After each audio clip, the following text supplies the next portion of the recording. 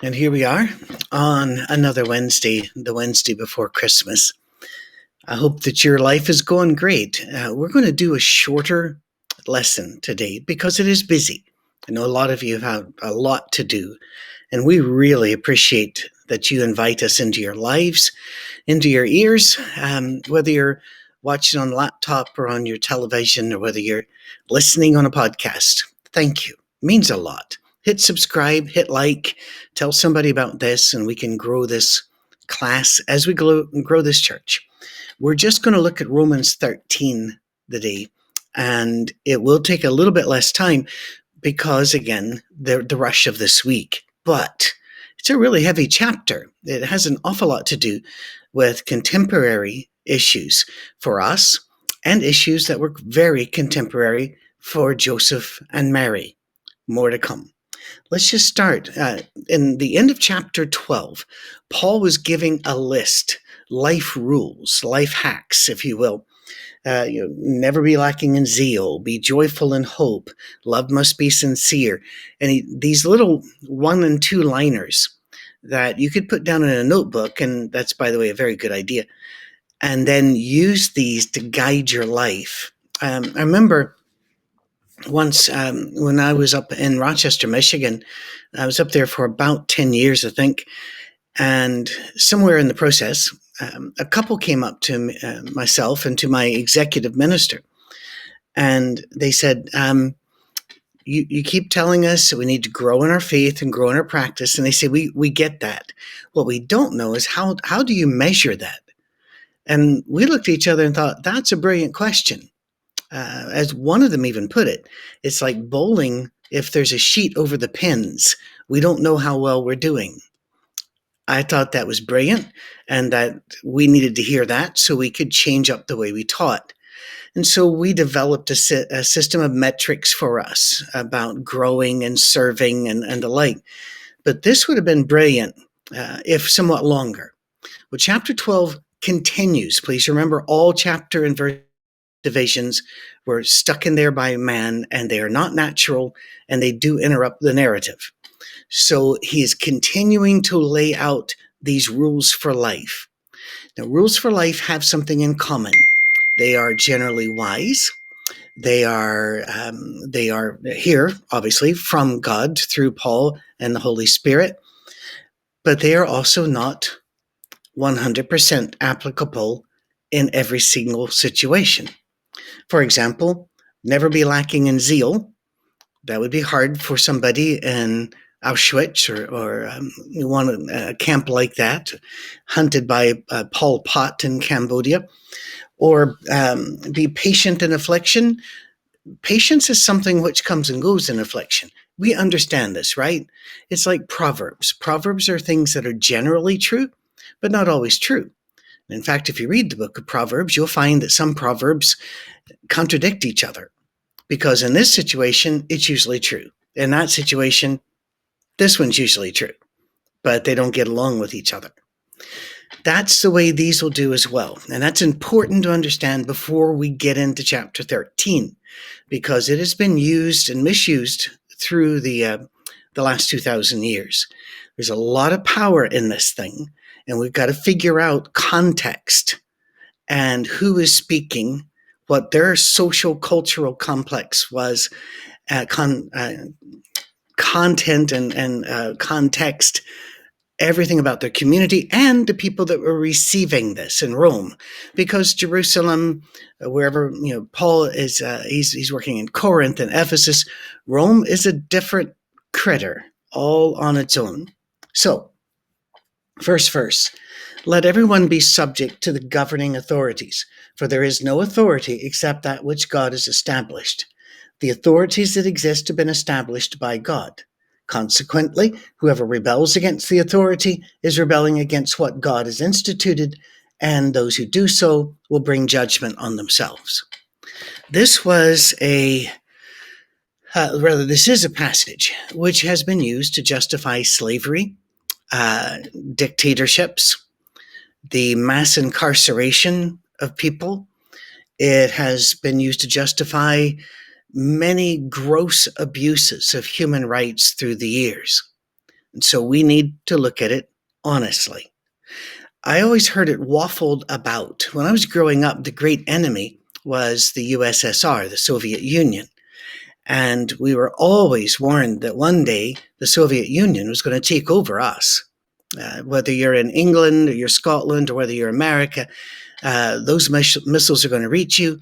The tanks are coming through the Fulda Gap in Germany. And we lived with that constant boogeyman out there hunting us. And you would have nuclear war drills where we were told to climb under our desk when the bell went off, the siren. And I can even remember walking home and seeing posters up that had a radioactive symbol, and these were the places we were to run to if we were walking to and from school or the shops, and the alarm went off, because these were the fallout shelters. And there would be, at least we'd have a chance of protection, and there'd be some food and water stored. So this was a daily thing. And so whenever they would teach us Bible classes and we'd come across this, they would say, now, you obey the government unless obeying the government would go against God. And it was always the Soviet Union's government was the bad one, and whichever one we were in was the good one.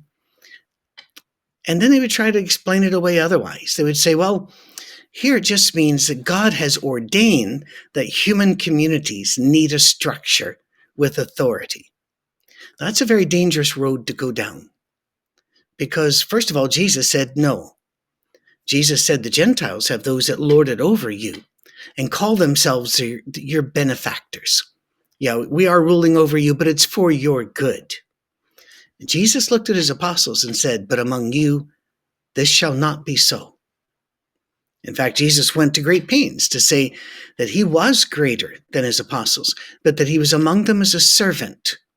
And he served them. He washed their feet. He took care of them. He made sure they had food and rest. And he said, I don't call you anything now but friends. It was very, very different from any government system, including that in the United States or Canada or England or Germany. Or this is not some way of saying God set up authorities, because we really need that. I think all of us need to listen to wiser people. But in the community that belongs to Jesus, I think we need to be careful about how we phrase our relationship with government. And in fact, people on the left and right have used these passages against each other as cudgels, as clubs. Maybe we need to think about where Paul was. Paul was most likely under house arrest as he wrote this, but he would be in prison and house arrest most of the rest of his life, frankly. This is going to be brutal and but he never ever said, this is against my rights. Now, he appealed to Caesar when he had been mistreated, and another time he called for a bodyguard whenever some people had threatened death against him. So he was in that system, but in that system they had no concept of individual rights.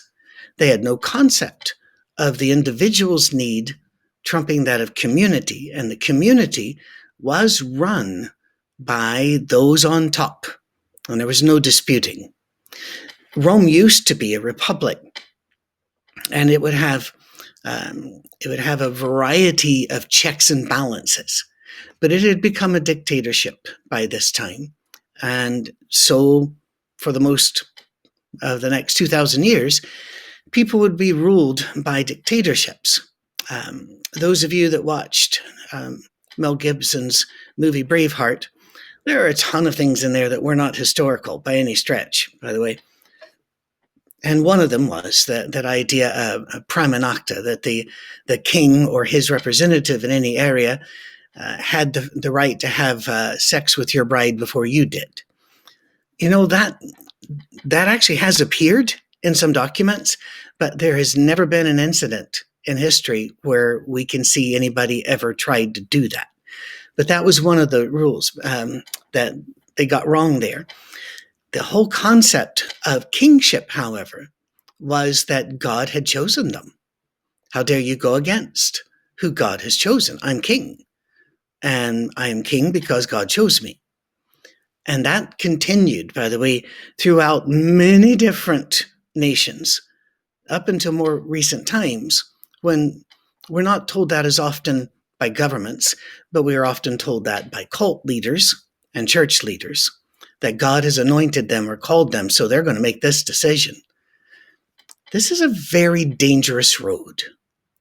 It is a very slippery slope here, and I don't use that term often because it's usually used as an excuse not to move or do anything. It is very quick to go from, I believe God has called me to be a leader, to I'm in charge of you, here's what you do. So what's going on? He's telling them, be good citizens. And in fact, he'll go over some of that here in a bit. Christians are strangers and pilgrims, and they are to behave in a way that does not bring shame upon their king, God. Therefore, I've never seen a president that I could say I agreed with 100%, not even close. Certainly not a big fan of the British royal family. And again, it's not anything personal or hateful.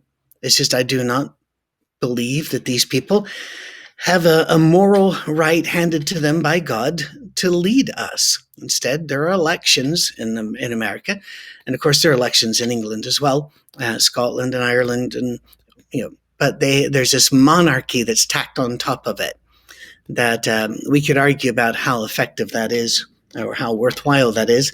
Well, you could argue, because I don't plan to have any time to do that. What we can say is this.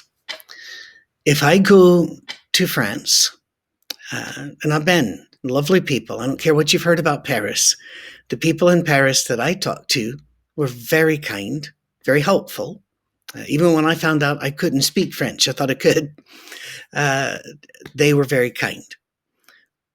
But if I go there, I'm going to do things the way the French people do it. I'm going to drive on that side of the road. If it's illegal to park here, I'm not going to park there.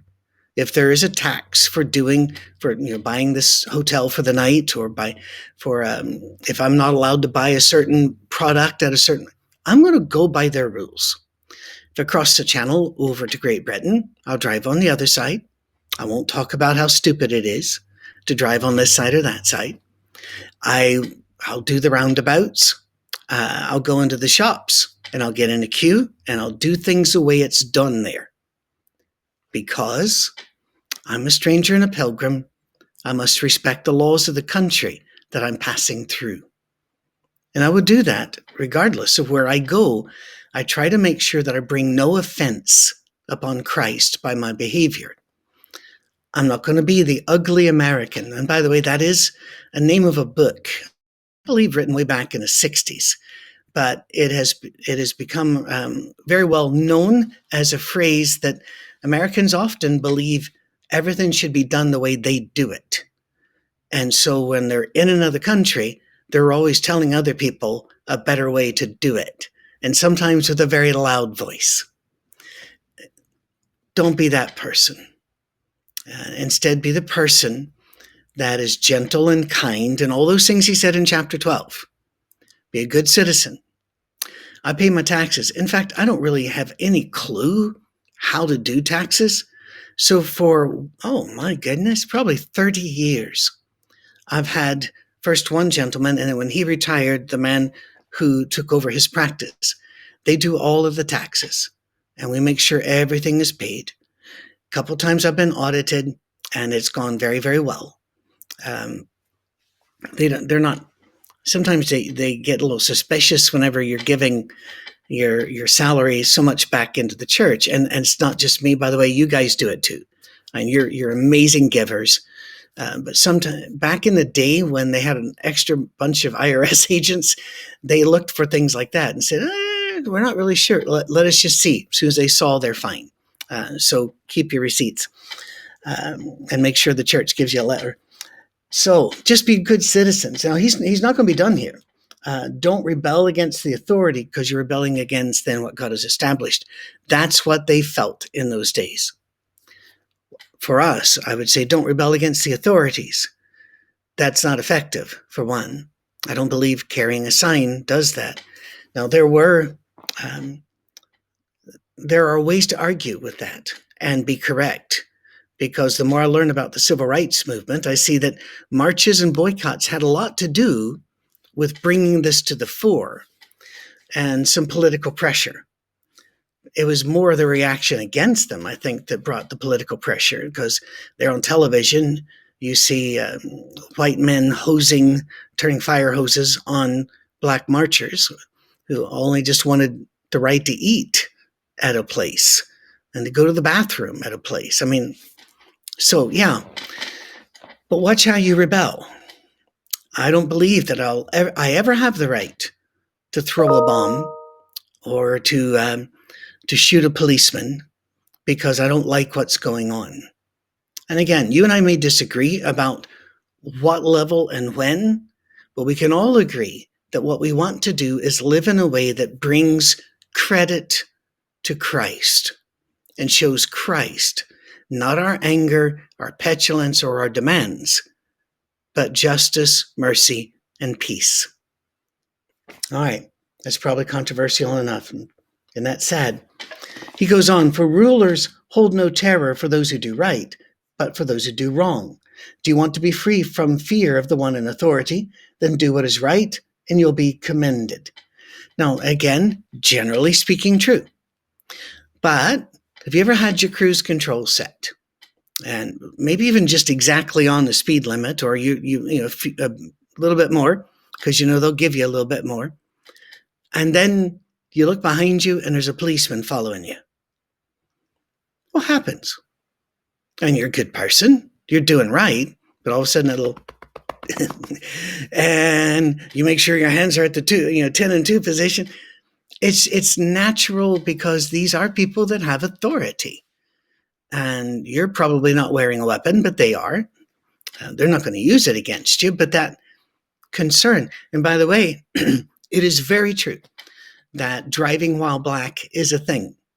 I have talked to, I don't know how many, police officers who are black, judges, professors, and they get pulled over more. And I work with a lot of law enforcement, and we talk about this. And I think that it's going to get better. And I'm very sorry that it has taken so long to even get this changed at all. It's heartbreaking, frankly. But my experience as a white man will be different than if I was an African American and the police is behind me, even though both of us are driving the same car in the same way and dressed the same way. So once again, Paul is giving a general statement, but it does not apply in all countries, all cultures, with all people, in all situations. That's the way Proverbs and life hacks go. So then he says, for the one who is, do what is right and you'll be commended. For the one in authority is God's servant for your good. But if you do wrong, be afraid, for rulers do not bear the sword for no reason. They are God's servants, agents of wrath to bring punishment to the wrongdoer. Therefore, it is necessary to submit to the authorities, not only because of possible punishment, but also as a matter of conscience. Once again, Paul knew of no other system. He had seen nothing else work. And so he was trying to make sure this system and the Christians in it would work within the system.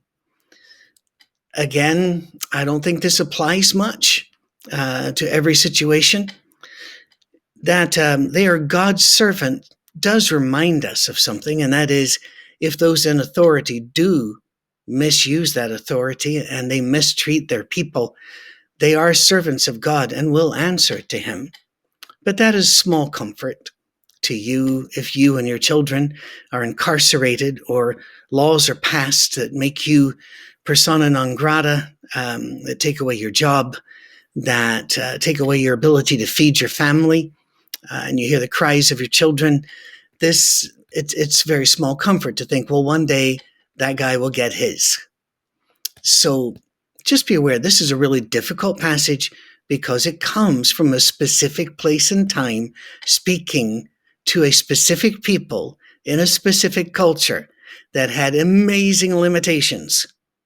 And they're being told, navigate these wisely. I love that phrase, be as wise as serpents, but harmless as doves. That's a tough road right there, but it's worth taking. This is often used to back up capital punishment, and then they'll flash back to the Old Testament where the law of Moses did declare capital punishment for a variety of things. Those of you that believe the commandments say do not kill, actually, lotishma means do no murder. And killing and murder were two different things. And I do believe that there are times where one must have the right to defend oneself. But swaggering about hoping someone tries, that's a different thing.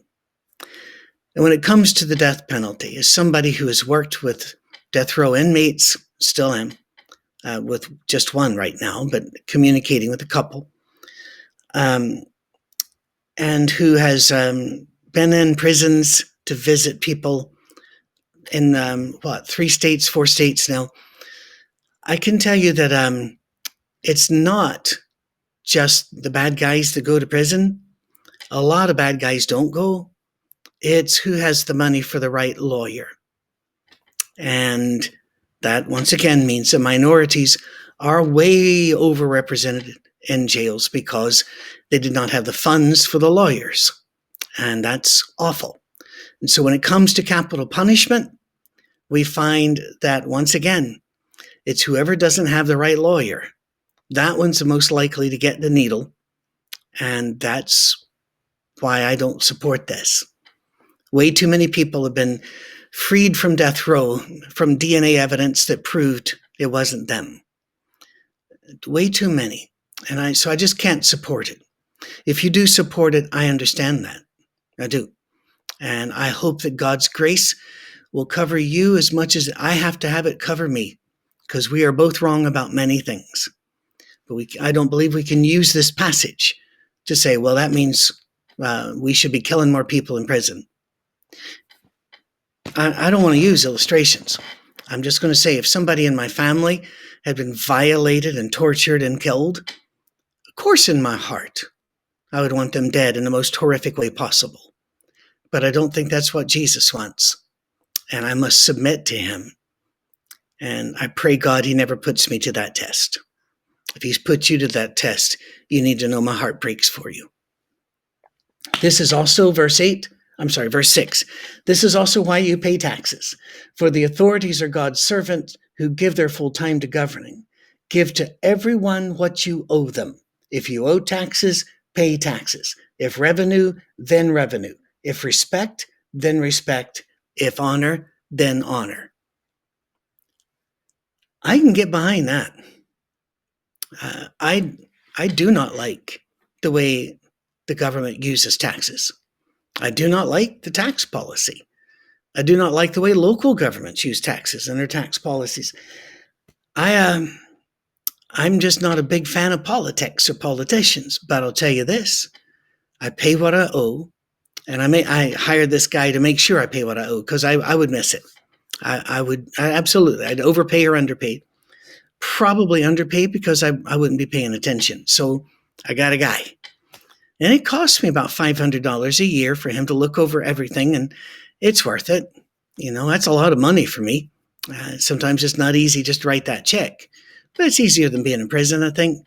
So, okay, give everyone what you owe them. If you owe taxes, pay taxes. If revenue, then revenue. If respect, then respect. If honor, then honor. Learn to respect those who take care of you. Whether they're the person that does your lawn, so far I'm still able to do mine, but if somebody's doing your lawn, show them respect. If someone's picking up your garbage, it's a hot day, make sure there's something cold out there for them to drink. Make sure they have a place that they can come in and use the restroom. Show honor. You need these people. I cannot do plumbing. I cannot do electricity. If I need an electrician or a plumber, those people should be shown respect. Same was with your doctors and nurses. By the way, they did not create COVID, nor did they make COVID protocols or policy. Don't take out your frustrations on them. They're the ones who are seeing the worst. Let us not be another bad day for them. In fact, when we walk in, let's make sure we are their highlight of their day. All right? If honor, then honor. I do love that. And I've heard all my life, by the way, people say, well, you can't demand respect. You have to earn it. Well, that's completely untrue. Where'd you get that idea? If you're in the military and you come out of boot camp, basic training, whatever you want to call yours, and here walks by a guy, and he went to college. He didn't go do what you did. And he didn't go through the same boot camp you did. And you think he was born with a silver spoon in his mouth, but he's got a little butterball, that one gold bar over here. He's a second lieutenant, or he's an ensign. You have to salute. You don't look at him and say, buddy, you're going to have to earn this. No, the position they hold, you show respect. So while I'm not a fan of politicians and I wouldn't go out of my way to listen or watch one, if they're going to shut my road because a motorcade's got to come by, it is inconvenient, but okay. Okay. I'll show honor, respect. I'll also do that to firefighters. I'll do it to nurses, and I'll do it to my next door neighbors. Honor to whom honor's due. Let no debt remain outstanding except the continuing debt to love one another. For, watch this, whoever loves others has fulfilled the law. All of you church people that grew up with a ton of extra laws, don't play cards, sing only this song, don't do this during worship, you better what? The Bible could not be plainer that those are not from God. Love one another fulfills the law. And Paul has already talked about in this book that many people fulfill the law and never got the law. They by nature are just loving others. God respects that. So should we. The commandments, you shall not commit adultery, you shall not murder, you shall not steal, you shall not covet, and whatever other command there may be, are summed up in this one command: love your neighbor as yourself. Love does no harm to a neighbor. Therefore, love is the fulfillment of the law. I have lived in two places where I could not outlove my neighbors. In Colorado Springs, there was a couple behind us, and I seriously tried to outlove them. And everything I did, they loved back more. And we've got a couple of neighbors here that are about the same. In fact, it's a lovely neighbor. I love our neighborhood. It's kind of a microcosm of all colors of people and all colors of collars, from blue collars to white collar. And they seem to really get along well with each other and hang out with each other. And you'll see them standing on the corners talking to each other. I love our neighborhood. And it's getting more and more like that every year, which makes me happy. But I have neighbors that sincerely care that we're okay. And when Cammie and I were away recently, sent their kids over to mow our lawn. They didn't need to do that. They watered our flowers. They watched over things. And it's just, how cool is that? And it makes you realize, maybe I should be doing that too. And if nobody's doing it to me, maybe I should start the process. All right. Therefore, love is a fulfillment of the law. And we're about to wrap up here. And do this. Understanding the present time. The hour has already come for you to wake up from your slumber, because our salvation is nearer now than when we first believed. Paul believed that Jesus was coming back very, very quickly. So did the early Christians. So did the first 150, 200 years. Every single generation has declared that they are the last days. Every single one. And every single one's been wrong. I have friends in this area that cannot get off, well, the rise of COVID, and then the restrictions, and then the mask, and this is the sign of the end of the age. And you can go on YouTube if you want to. Don't do this. You can go on YouTube if you want to, and pick up all kinds of sermons where they're waving the Bibles about and they're just sincere. These are the last days. Every generation since Jesus has been convinced, absolutely, all the signs say, this is it. Do not join that crowd. Instead, live for Jesus in love. And one day you will go to him. Whenever he wants to come here is up to him. But every generation's been puffed up that they're the special ones. Don't do that. The night is nearly over. The day is almost here. Let us put aside the deeds of darkness and put on the armor of light. This is very good advice, by the way. Maybe Jesus isn't coming back right now. In fact, I don't think he is. He'll come back sometime, but I don't have any reason to believe it's now. However, all of this is good advice. Put aside the deeds of darkness and put on the armor of light. That's a good idea. Let us behave decently, as in the daytime, not in carousing and drunkenness, not in sexual immorality and debauchery, not in dissension and jealousy. That's advice I can take. Any generation can. Rather, clothe yourselves with the Lord Jesus Christ, and do not think about how to gratify desires of the flesh.